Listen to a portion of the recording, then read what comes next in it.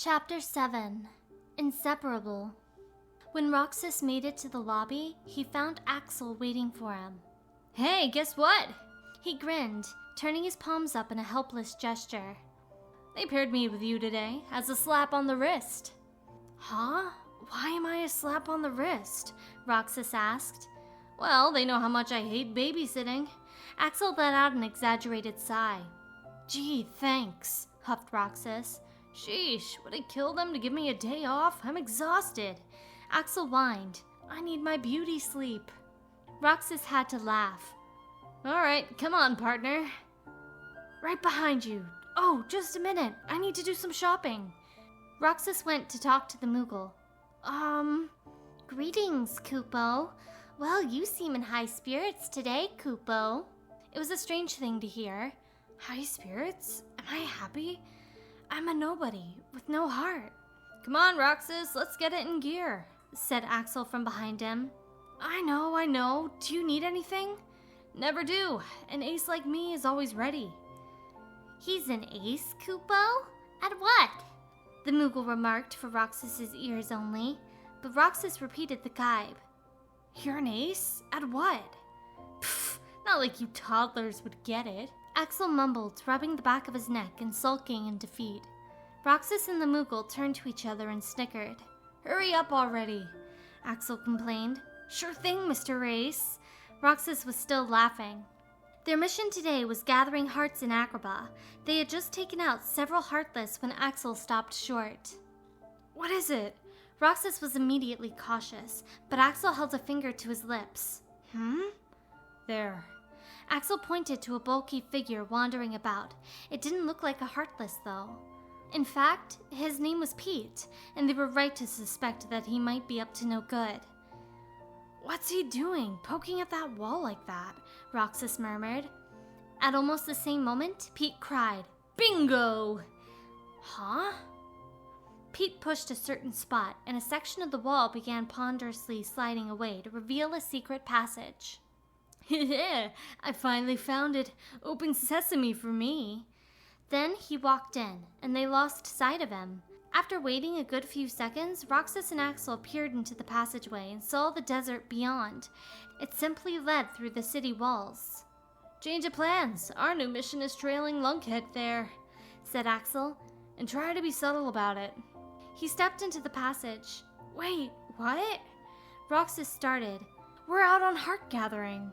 Won't we get in trouble if we just... Looking into any suspicious characters you come across is an important part of the job. Axel stood with his arms akimbo as if to lecture Roxas for trying to stop him. But isn't that still disobeying orders? Nah, it's called flexible thinking. Got it memorized? Anyway, we can still collect plenty of hearts after we follow them. No harm, no foul. I guess, Roxas said grudgingly. Maybe he understood, and maybe he didn't quite. Come on, before we lose him. Axel walked on, and Roxas scrambled to follow. From the other side of the wall, they could see a great statue of a tiger's head, with gaping jaws enshrined in the middle of the desert's expanse. Even from the distance, it was clear that the mouth was big enough for someone to walk inside, someone like a large, suspicious figure gawking at the tiger's huge teeth. Keeping a safe distance, Roxas and Axel went after him. I had no idea this was here, Roxas marveled. The tiger's mouth led down into a cavern beneath the sands, no natural cave but chambers carved out of rock for purposes unknown. There was no sign of Pete. This place is way bigger than it looked from outside. Confounded, Axel shook his head. Yeah, I think we lost him. So now what? Guess we'll have to put a pin in that part of the mission. Back to collecting hearts. Wait, now we're not going to investigate him? Confused, Roxas squinted. You don't want to look for him? I mean, I would have liked to know what he was up to, but finding out about this cave is enough for today, said Axel. Besides, this place is huge. Searching for one lunkhead in here would be way too much trouble. What happened to this being an important part of the job? Roxas was rather annoyed with Axel for insisting they pursue their quarry all the way out here and then declaring it too much trouble. Like I said, flexible thinking. There was a hint of mischief in Axel's reply. Oh, I see. Roxas laughed. we'd better head back to the city then. The pair left behind the cave for now and returned through the desert to the winding streets of Agrabah. They destroyed the Heartless lurking in the city. Collecting hearts did not make for a very challenging mission. That takes care of that, said Axel. Shall we? Yup. But as they were about to make their way back to the corridors, Axel put out a hand to stop Roxas. Right in front of them were two denizens of Agrabah. One was a young woman with long, lustrous black hair, dressed so finely that she had to be royalty. She was anxiously clasping her hands and gazing up at a relatively ordinary man. "Aladdin, are you sure? I think you should get some rest." "I'll be alright," said Aladdin. "The sandstorm's finally let up. We have to work on patching up the city." "That's true, but still." The young woman averted her eyes in worry. "You'll run yourself ragged at this rate." "I'm fine, Jasmine, but we don't know where another storm will hit. We need to get everything up and running again before it does." Agrabah was indeed in better repair than when Roxas had last seen it, so there hadn't been a sandstorm for a little while. "If only Genie were around," Jasmine sighed. "I miss him too. But this isn't a job for magic. Agrabah is our city. We have to be the ones to fix it up." "Yes, of course, you're right." Jasmine lifted her face and tried to give him an encouraging smile. "Now, I should get back to work." "Wait, I'll help too." Aladdin and Jasmine walked together down the street leading to the bazaar. "Does that guy we saw before have something to do with all the storms?" Roxas wondered. "Dunno, but we'll find out sooner or later," Axel said dismissively. "Let's get out of here for now." He was already briskly striding away, and Roxas had to jog to catch up with him again. Axel and Roxas perched atop the clock tower, enjoying their ice cream. "You're more upbeat than you were," Axel remarked, peering intently at Roxas. "I am? Well, maybe," Roxas thought. Something had changed in Axel, too, since Castle Oblivion, but he wasn't sure exactly what. "So are you," Axel settled for telling him. "More upbeat." "Really? You think? Guess that kid must have rubbed off on me." "Huh?" Let's just say it's all thanks to you that we can sit up here eating ice cream and laughing for no reason." Axel said a lot without explaining himself. But who was that kid? Trying to think, Axel realized that there was someone missing. "I guess Shion isn't gonna show today." It made him uneasy that he hadn't seen her in so long. It reminded him of how he'd felt when he thought Axel might have been terminated. He didn't want anyone to disappear. In lieu of a reply, Axel took another bite of ice cream. He woke up to another morning as usual. Shion was absent from the lobby again. "Hey, Roxas," Axel called. He turned. "Axel, have you seen Shion?" "Number 14?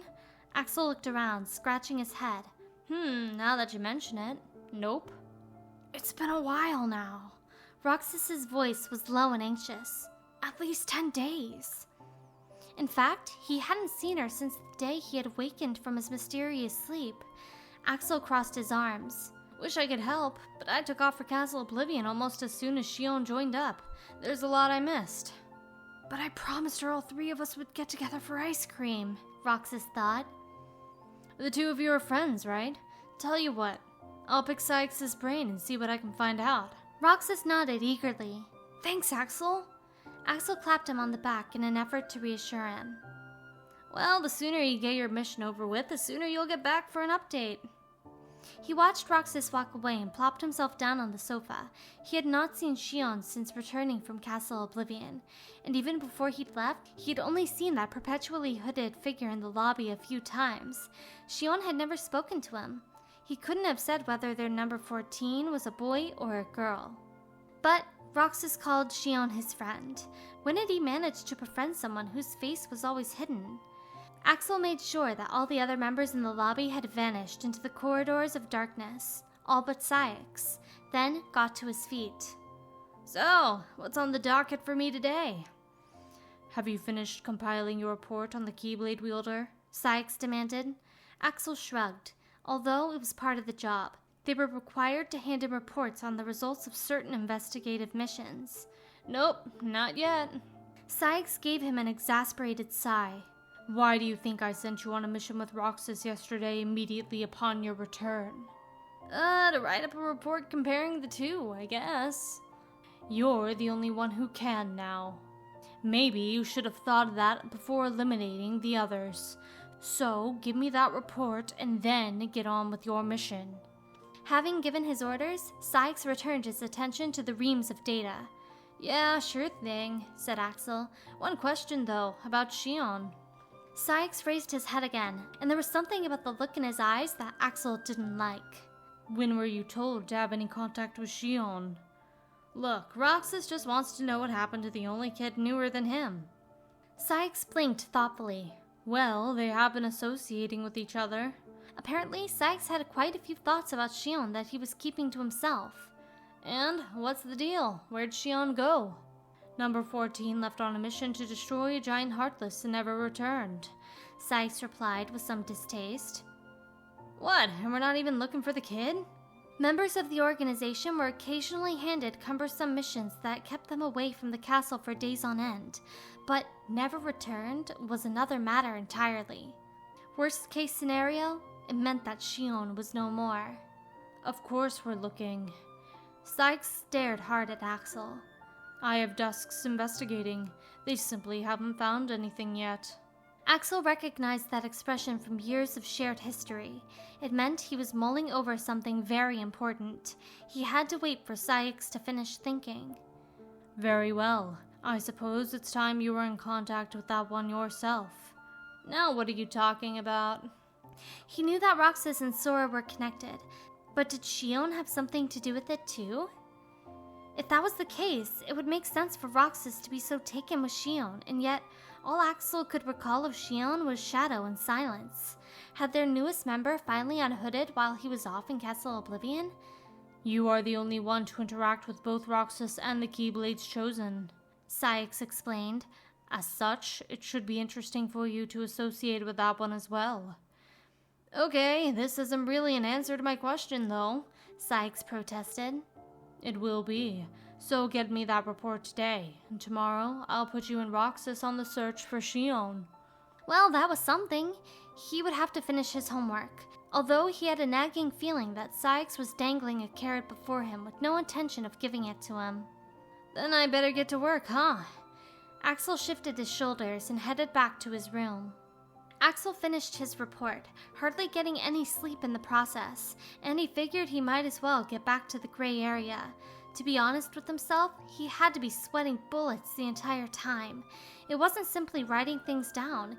He had to decide what to include and what to leave out, where he could get away with fudging the truth. It made for a grueling project. The lobby was still empty. With an enormous yawn, Axel collapsed on the sofa. Even nobodies needed sleep. He crossed his arms and let his eyes close. Just a little catnap. That is not a bed. A sudden rebuke cut through the peace and quiet. Axel startled awake. What? Oh, Sykes. Were you expecting someone else? Sykes looked down at him with distinct displeasure. Did you hand in the report? Axel stretched his back. Obviously. Then you will leave for that mission with Roxas as we discussed. Right, gotcha. As he popped his neck, trying to work out the kinks, Sykes walked away to stand in his usual spot. Before too much longer, Demyx and Luxord arrived, and then, eventually, Roxas. Axel got up from the sofa, stretching for the umpteenth time. Hey, there you are. Rise and shine. Roxas, too, was rubbing his eyes. Sorry, I couldn't sleep. I asked Sykes about Shion, Axel told him. At that, Roxas looked up.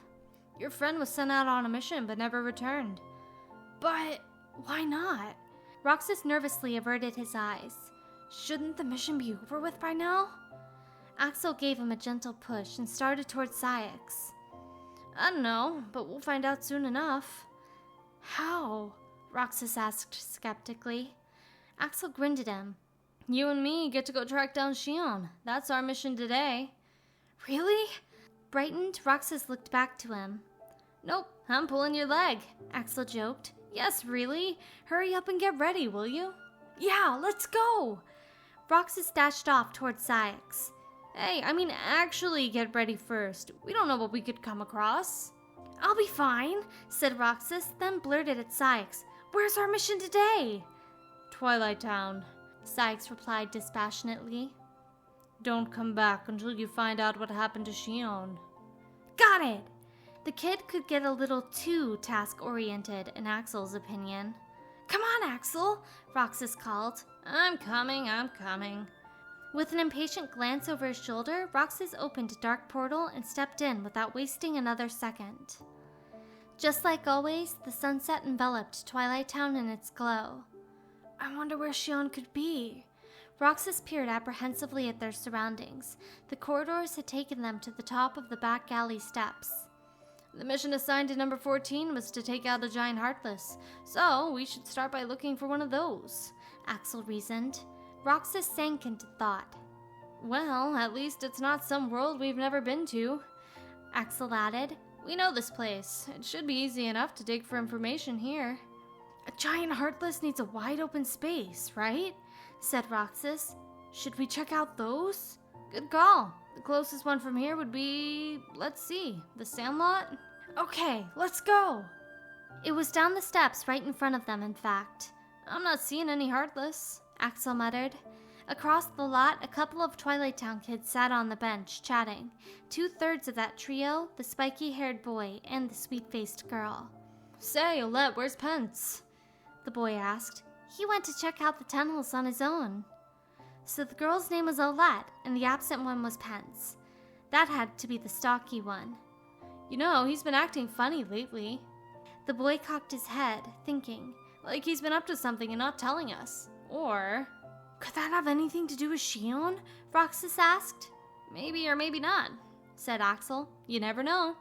They listened in unapologetically. Oh, come to think of it, yesterday, I went up to our usual spot. I saw him rushing to hide something, said Olette. The spiky-haired boy folded his arms. Yup, pretty suspicious. What is he up to? Those three were always together, but it seemed they each had their own concerns, too. They weren't completely joined at the hip. Anyway, there was a phrase that stood out to Roxas. Where do you suppose their usual spot is? Clueless, Axel shrugged. Guess we'll have to poke around. Any ideas, Roxas? Well, ours is up on the clock tower. Yeah, I bet that's where you want to look, Axel laughed. They both wanted to just find Shion and have sea salt ice cream in their own usual spot. But I think those kids must have a different hideout, said Roxas. Like where? Axel cricked his neck again. He liked to think he knew this town inside and out, but nothing came to mind. It's a private place just for them, so it can't be very big, Roxas explained, and it must be somewhere not a lot of people come by. I guess our spot is like that too, Axel admitted. We might as well look around. In the tunnels, maybe? Axel immediately scoffed at the idea. Did you see any decent hangout spots in those tunnels? They had scoured the tunnel system during missions. There weren't exactly a lot of hideaways, not where people would want to stay for any length of time. Then something else crossed Roxas's mind. What about under the tracks? Under? Where? Train tracks went on for miles. Searching for one spot under them hardly made sense. There's this fence around the corner from where we came in, said Roxas, and it has a gate that goes to some kind of shed. A little storage space under the tracks. It was out of sight and just big enough for 3 people to hang out. Oh yeah, that place. Sure, let's check it out. A musty smell pervaded the spot under the tracks, and motes of dust twinkled in the beams of light from between the cross ties overhead. This is their usual spot, Axel remarked. If there's nothing here, we'll just keep looking other places. Roxas meandered under the little room. It was well furnished for a shed, with a couch and a dartboard, and it felt like people had been here recently, like they were always coming in and out of here. Watch this! Axel threw a dart at the board. Hey, we have to investigate! Come on, it's just a couple of darts. Axel tossed one more, which neatly struck the bullseye. There hadn't been anything on the dartboard when Roxas looked at it moments ago. Wait, where did you find those? Over by the oil drum. Axel pointed at the metal drum next to the entrance. Roxas peeked behind it and saw a scrap of white. Hey, I found something. What? A piece of paper. Roxas fished it out. There was something drawn on it, which appeared to be Twilight Town. Looks like a map, said Axel, peering over his shoulder. Somebody's written notes on it, too. The spooky steps, the friend behind the wall, the moaning tunnel. Axel read, screwing up his face in confusion. The doppelganger, the animated bag. Roxas read the last two. And a ghost train and a haunted mansion. There's 7 altogether. But what is all this stuff? Axel leaned closer, examining the map. I guess we can just ask the one who hid it here. Pence, I think his name was, said Roxas. Axel shrugged. As if. It's probably the easiest way to find out. As if. We still have to find him first. Roxas imitated the gesture, albeit with considerably more drama. Ugh, okay, no more Zigbar impressions, Axel said, cracking up. You started it! Roxas lost it too, and it took a few minutes for them to recover from their giggling fit. The others said he went to the tunnels, Roxas managed finally. Let's go find him! They left the shed under the train tracks, the usual spot for another set of friends. Axel and Roxas found their quarry in a room deep in the tunnels. Hey there, Pence, Axel called. Roxas was a bit surprised at this tactic. Wasn't it the organization's rule to have as little contact with humans as possible? Pence eyed Axel dubiously. Do I know you? Probably not. We just had a question. Oh, yeah? Well, shoot. Let's see if it's anything I know. Despite his healthy suspicion, Pence seemed willing to provide answers. Is there anything weird happening around here, you know, in the town? I mean, there's lots of little odd quirks and mysteries, right? Like, say, the spooky stairs. Axel had gotten that line of questioning just from looking at the map. Roxas hung back, watching them. Oh, so you guys are investigating the 7 wonders of Twilight Town too? Said Pence. Right, something like that. Axel nodded slightly too hard. I wasn't going to tell anyone about it until I finished my investigation, but okay, I'll tell you what I've got so far. Pence lowered his voice as if the intelligence was crucial. Based on my discoveries, the 7 wonders all have the same source. Roxas held his breath. Dumb rumors and urban legends. What? Roxas blurted before he could stop himself. Like the spooky stairs? Total sham. The truth about that one is just embarrassing. Just another sleepy town, huh? Axel exhaled in disappointment, as though he hadn't really expected a more interesting answer. But there is an 8th wonder, said Pence. An 8th? Yeah, you know the tree out in the woods? If you shake it, every other tree in the forest starts rustling too. Pence intoned, adopting the manner of a storyteller sharing a ghostly tale. Roxas and Axel exchanged a glance. Weird, huh? But I haven't seen it firsthand, so I can't tell you much. Not yet, anyway. Abandoning the creepy mood, Pence grinned. Oh, and people say they feel like they're being watched, even though it's deserted. Roxas cocked his head curiously. That does sound strange. Wouldn't be much of a wonder if it didn't. I'm gonna look into that one later. Axel nodded. Good luck. Thanks. Well, better get back to my investigation. Try to keep this to yourselves, Kay?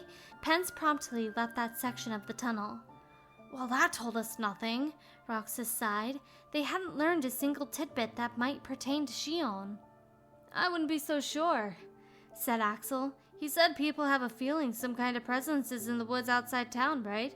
So maybe that's where Shion's target is. He had a good point, Roxas thought. Pence had already solved the mystery behind all the other wonders, so it was possible that the unsolved one had something to do with Shion. Okay, let's go look into it. They set out for the woods. It's no use. I don't know what to do. In the woods outside Twilight Town, Shion huddled under a tree, clutching her knees to her chest. The humid air smelled of rotting leaves. No matter how many times she wished and pleaded, the Keyblade would not come to her. She might be able to manage with magic, but without the Keyblade, even if she took down the giant Heartless, the heart wouldn't be captured. If she went back only to report another failure, Sykes would know that she couldn't wield the Keyblade anymore. And then she might be terminated. What do I do? What can I possibly do? Suddenly, Shion heard voices. She looked up with a gasp. Around here somewhere? That was Roxas. It was nothing unusual for Roxas to be in Twilight Town, but he was with that organization member with the flaming red hair, Axel. It had to be. The one who was Roxas's friend. The two of them were peering up at the trees. Hiding there between the branches was the giant Heartless, the veil lizard. It resembled an enormous chameleon, but it didn't just change color to camouflage itself. It could become entirely transparent. Shion had tried to fight it with magic once, but it just ran off. The trees shivered. We got a live one, said Axel. The enormous creature broke from the shelter of the woods in a mad dash for the haunted mansion. Come on, Roxas, don't let it get away. I know! Axel and Roxas darted through the trees in pursuit. Shion took a deep breath to calm herself, then got to her feet to follow them. The veil lizard revealed itself in front of the haunted mansion. Roxas stood ready with the keyblade. You think this is it? Shion's target? Most likely. Axel gripped his chakrams. No wonder the mission's taking so long. It blends right into the scenery. So where's Shion? Still out trying to find it, probably. Axel wreathed himself in flames. What should we do? What? I gotta spell it out for you? Axel shot a jet of fire at the veil lizard. Right! Roxas charged, and their attacks landed in a nearly simultaneous explosion. And then another figure came rushing out of the woods, someone in an organization cloak. Shion! Cried Roxas. But how did he know? Axel couldn't tell if it was Shion or not with the hood up. Roxas could though, apparently. Roxas! Shion called, turning, but the veil lizard seized on the moment of distraction to lash out with its tail and knock her aside. Yes, her. That was Axel's first time hearing Shion utter a sound, but it was definitely a girl's voice. Roxas shouted her name again, about to run to her side, but Axel grabbed his shoulder. Hey, focus! We gotta take down that thing first. Right. Roxas whirled to strike at the veil lizard. It seemed like just yesterday they had gone on their first missions together, but Roxas was so much stronger. Not just in his fighting skills, there was something else, Axel suspected, and he wished he could find out what. He got to act as support, flinging his chakrams at the thing from a distance. Here goes! Roxas sprang into the air and dealt a nasty blow that finished off the veil lizard. Light swallowed it, dissolving their foe into nothing but a glowing heart floating up and away. Without sparing a moment to revel in the triumph of defeating the giant Heartless, Roxas ran straight to Shion and cradled her. Shion, are you okay? Roxas? Her hood was still hiding whatever expression might be on her face. Are you hurt? Thanks, I'm fine. Her voice was so faint. It's just... Axel figured they might as well get her out of here. You can tell us all about it, but first let's find somewhere to sit down, like a nice hangout spot. You two go on ahead. He started walking. Ice cream was in order. So he bought 3 ice cream bars at the shop and ambled up to the clock tower. He wanted time to think. There were things here he didn't quite get. Why does Roxas fuss over Shion so much? Axel couldn't imagine being able to trust someone whose expressions were always hidden, whose face he had never seen. Not that there was a whole lot of trust or faith to speak of between members of the organization, or between nobodies in general. Still, it just didn't make any sense to him. Roxas's words echoed in his mind. Roxas's words echoed in his head. I promised the 3 of us could have ice cream together. How had Shion won Roxas over so thoroughly that he'd make such a promise? Actually, he would be hard-pressed to say how he'd gained that confidence himself, but after all, he was the first to spend much time with Roxas as a mentor figure, and he thought he'd done a pretty good job of looking out for the rookie. That wasn't the case with Shion, though. What could have happened while he was off at Castle Oblivion? It was still nagging at him as he climbed the stairs to the clock tower. Well, worrying about it won't give me any answers, he muttered. He found Roxas and Shion sitting in their spot. Screaming for ice cream yet? He squeezed past them to take a seat by the corner, then handed a treat to each. Here you go. Thanks. That was the first time Shion had said anything to Axel, and yet the hood still kept her face in shadow. Roxas wasted no time chomping into his ice cream, but Shion only sat there holding hers by the stick. Eat up, Roxas told her. It's gonna melt. She nodded. I know. Still, she made no move to taste it. "What's wrong?" Axel asked. "Not hungry?" The only thing he knew about Shion was the feminine timbre of her voice, and talking to girls wasn't really his strong suit. He had a general impression that all it took to upset them was pushing the wrong button, or even gently tapping the wrong button. Roxas was watching her with concern. "You want to talk about what happened?" For some reason, it seemed like Roxas could see the look on her face, Axel thought. But how? No one else could. She kept silent. Finally, Axel had to say something. "We're here for you if you want to get it off your chest, right, Roxas?" He nodded. "Yeah, that's what friends are for." Then Shion finally replied, I can't use the Keyblade anymore." The Keyblade? What was she talking about? Shion could use a Keyblade too? That was news to Axel. Although, if she was another Keyblade wielder, that did something to explain why Roxas was so concerned with her. And without the Keyblade, I can't do my job. Even with that hood pulled up, they could see the slight tremble in Shion's shoulders. "What happened?" Roxas pressed. I don't know, but if I don't defeat Heartless with the Keyblade, the hearts they release will just find their way into other Heartless. I swat them down in one place, and they pop up in another. There was a tremor in her voice, too. I'm supposed to be collecting hearts. Those are my orders. Without the Keyblade, I'm useless. She hung her head. Melting ice cream dripped onto her hand. "Can't we do anything, Axel?" Roxas pleaded. Axel shrugged. "I wish, but them's the breaks. Can't collect hearts without a Keyblade." He had only just found out that Shion could use the Keyblade in the first place. If there was a way to fix her sudden inability, finding it was above his pay grade. They'll find out they don't need me, and they'll turn me into a dusk. Shion's voice was shaking more noticeably now. Dealing with girls who were about to cry was way above his pay grade. "Come on, Axel, think of something," Roxas insisted. "Why can't you think of something?" The retort nearly left Axel's mouth, but he gulped it back down. Roxas was the only one of them who could use a Keyblade.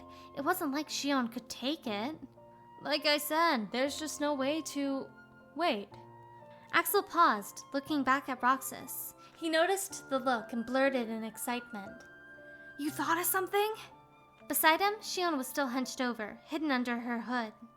"Roxas, what if you worked double duty?" Axel suggested. "What do you mean?" Roxas and Shion both said at once. Axel got the feeling she was actually looking at him for the first time. "Shion, you make sure your missions are with Roxas until you can control the Keyblade again. Then he can collect the hearts and no one ever has to know you're not." Roxas beamed at him. "That's perfect!" "Well, there's a catch. You're gonna have to gather twice as many hearts." He nodded firmly. "I can handle it." "You don't mind?" Shion worried. "Of course not." "But..." Her head drooped again. Most of her ice cream was melted. "Hey, friends get to lean on each other now and then," said Axel. "Roxas gets it." Affirming his words, Roxas turned to her with a warm smile. "So, does that mean you and I are friends too, Axel?" Shion asked timidly. Axel hesitated, staring into the sunset instead of at her. What do I say to that? He wasn't sure what made it click, but now he felt like he understood why Roxas and Shion got along so well. Shion's face was still hidden from him, and yet there was something special about her. Something that explained it. Something he hadn't noticed at all the first time he met her. "Any friend of Roxas is a friend of mine," he finally replied, looking back at Shion. "Huh?" His breath caught for an instant. Her hood was down, and a raven-haired girl was watching him. "When did she take it off? Did I miss it because I was staring at the sunset?" Her face, though, it reminded him of Naminé's. What did that mean? Whose nobody was she? "Thank you, Roxas. Axel, thank you," she gushed. "Just eat your ice cream," Axel said, covering his discomfort. Shion finally started in on the remains of her melted ice cream, and the three of them basked in the light of the sinking sun. The next day marked Roxas's 75th with the organization. "Morning, Roxas." Shion greeted him in the lobby. She sounded cheerful. Axel was there too, in the corner. Roxas answered her with a grin. "Hey, Are we ready to give this a shot? Sure. They both turned to gauge Sykes' mood. If he didn't grant them permission to work together, their plan was dead in the water. But they had discussed that hurdle with Axel yesterday. Axel was leaning against the wall in an attitude of total disinterest, except for the wink he gave them. Come on, said Roxas. Shion nodded, and they walked side by side to the one in charge of their fate. Cyrix? Roxas began. Oh, there you are, Roxas. Your mission today. Sykes scanned through the papers he held. Actually, we wanted to ask you something. Could Shion and I work together? Sykes raised one eyebrow. Together? I guess not, said Shion in her tiny voice. What could possibly possess you to ask at a time like this? We're short-handed as it is. You can't expect. Axel stepped in to interrupt Sykes' griping. Why not? Sounds like a good idea to me. Put 2 half-pints together and you get a whole. Sykes turned to him with a scowl. If you let us pair up, we can take care of the tougher missions for you, Roxas added before Sykes could get another word in. But Sykes shook his head. So it's not going to work, Roxas thought, his shoulders slumping.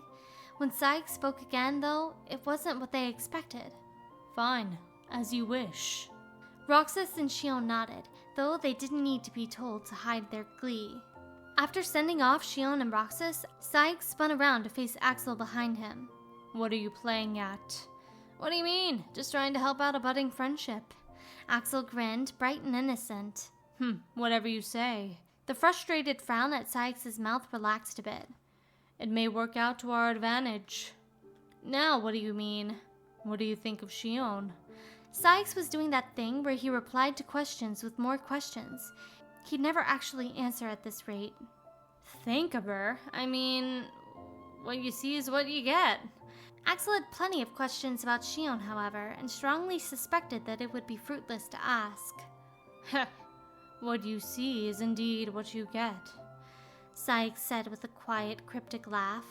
It's high time for you to get to work as well. You will be investigating a new world today. On it! No sooner than Axel acknowledged the order than he walked into the corridors of darkness. Despite the name, the corridors were not completely dark. The light was thin and hazy, but it was there. Axel paused as Sykes' words came back to him. What you see is indeed what you get. Sykes couldn't have met Naminé, but he probably knew what she looked like from the data files. One answer to the many riddles of Shion was as plain as the nose on her face. Their features were practically identical. Shion and Naminé were linked somehow. Actually, to guess from their looks, Shion and Naminé could be twin nobodies, a pair of very special nobodies, somehow born concurrently from the heart of a princess, with no darkness in it. Kairi's heart. So you could see the answer right there.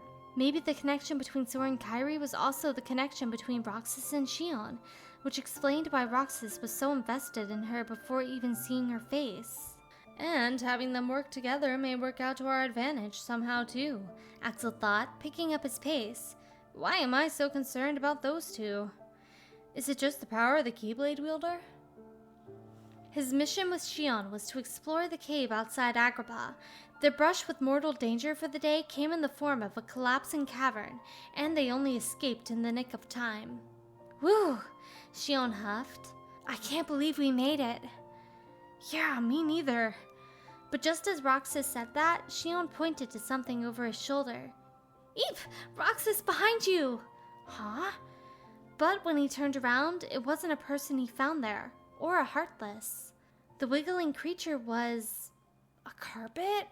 As Roxas stared at it incredulously, the carpet curled itself around him, almost affectionately. What's happening? Roxas, are you alright? Shion gingerly reached out to touch the carpet. It wasn't doing any harm. Yeah, fine. I guess it isn't hostile. I think it likes you, Shion giggled. Okay, but Roxas was baffled. Why? Good question, another voice chimed in. Ah! This time, the figure that appeared beside Roxas was a large, sturdy, and entirely blue man with a black beard, floating in the air with his arms crossed. And he had no legs, just a trailing wisp. Was he a ghost? Who are you? Cried Shion. The mysterious man swished himself over to her, leaning toward her face. Who am I? You want to know who I am? Yes? Shion faltered. Well, here we go, he said, grinning broadly. One personal introduction coming right up. It's Jeannie, formerly of the Lamp, but call me by my first name, kids, and you're already acquainted with my pal, the Magic Carpet. Good to meet ya. The genie shook Roxas's hand with slightly too much emphasis on the shaking.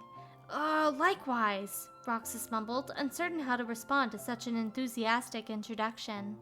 Oh, come on now. You can do better than that. Why so glum anyway? Feeling a little blue? Believe me, I can relate. I bet. Roxas edged away. So, who are you kids anyway? Well, about that. They weren't supposed to tell anyone in the worlds they'd visited what they really are. But while Roxas hesitated, the genie bulldozed ahead and saved them from the dilemma. Now me, I was just swinging by to check in on my favorite city when all of a sudden Carpet here put the tassel to the metal and took off. Says he spotted a friend. A friend? That friend was me? I know, crazy isn't it? But I have no idea who in the cosmos you are, either of you. The genie flung out his hands in a helpless gesture. You sure this is a friend of yours, Rugman? The carpet seemed to nod its upper half, or at least the end that was currently up, in an affirmative. Your city, do you mean Agrabah, right over there through the desert? Roxas asked the genie. That's the one. The genie nodded and spiraled in the air as if to dance. My buddy Al's hometown. Me and Al, we're inseparable. Oh, Roxas murmured. He hadn't heard anyone use the word like that before about people. Anyway, matter of fact, Carpet and me were on a well-deserved vacation, a little world tour, if you will, and then I got to worrying about how Al was doing. A gloomy note crept into Jeannie's outlandishly ebullient voice. So we figured we'd pop back in to check on him. Why were you worried? Is there something to worry about? The genie pulled a white handkerchief out of nowhere and dabbed at his eyes. Well, sure. It's only natural to worry about your friends. I worried about how it's going with Jasmine, how the city is doing, and once I get something in my head, I can't get it back out. Tried everything. Chainsaws, sledgehammers, tweezers. We don't know anybody named Al, said Shion, but the city's in rough shape. Yeah, people are saying they keep getting hit by sandstorms, Roxas added. What? The genie shot up like a rocket. Why do these things always happen the minute I leave town? All right, stand back, a little magic, and I'll have the place whipped back into shape. He waggled his hands, preparing for a flashy move. But Aladdin said this isn't a job for magic, said Roxas, recalling the conversation he and Axel had overheard. He said the people of Agrabah should be the ones to take care of it. Aladdin? Al said that? The genie's face went slack with disappointment. Well, I guess that's that then. You're not going to help at all? Roxas tried to urge him. Al said no magic, right? I'd love to fix it right up, but even a genie's gotta respect his friend's decisions. Huh. Roxas had to ponder that. Did the genie mean that even if you thought you could help out a friend, it was more important to listen to what they wanted? He was staring absently at the genie when he felt a poke at his back. Shion whispered in his ear from behind him. Roxas, I think we should go. Yeah, I guess. Roxas nodded as the genie launched himself into the sky again. Still, he shouldn't mind a teensy-weensy speck of help. The genie fired a bolt of magic from his fingertip, and the sandstorm looming on the desert horizon settled into stillness. Bam! Now the city's safe, and we can get back to who you two are. The genie turned back to interrogate the strange pair, but they were gone. Hey, mission go okay? Atop the clock tower in Twilight Town, Roxas and Shion both looked up from their ice cream. Yeah, Shion replied. I think it's going to work. Thanks, guys. You're the best. We try. Axel took a seat beside them in his usual perch and bit into his own bar. He savored it in silence for a bit before asking. So, where'd they end up sending you today? That place where you and I went once. Roxas began. Agrabah, Shion supplied. Oh yeah, that city in the desert, said Axel. And then the conversation paused again for the sake of ice cream. They heard a long train whistle in the distance. That genie we met seemed really worried about his friend Al, Shion remarked eventually. But then he said he'd respect his friend's decisions. I guess you can't just jump in and do everything for them, even if you want to. Idly swinging her legs, she took another bite. Yeah, people need their space. Axel cocked his head in thought. He must have heard that somewhere, a long time ago, back when he was human. Roxas peered at him curiously. So then why did the genie say he and Al were inseparable? It's not like they're actually joined at the hip. What's it mean? Shion was staring at Axel too, as if he had all the answers. Well, I think you can be inseparable even if you're apart, said Axel. Roxas and Shion shared a look. Even if you're apart, Roxas murmured.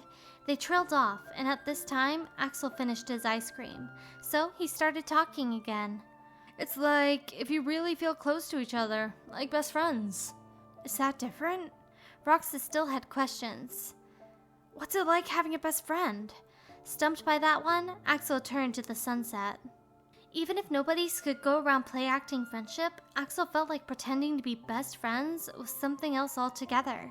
It just wasn't in them, and he didn't have a better answer. He squinted in the blazing glow and finally said, Couldn't tell ya. I haven't got one. Oh. Roxas looked away. Shion said nothing at all. The last of the slanting red light shone on their faces.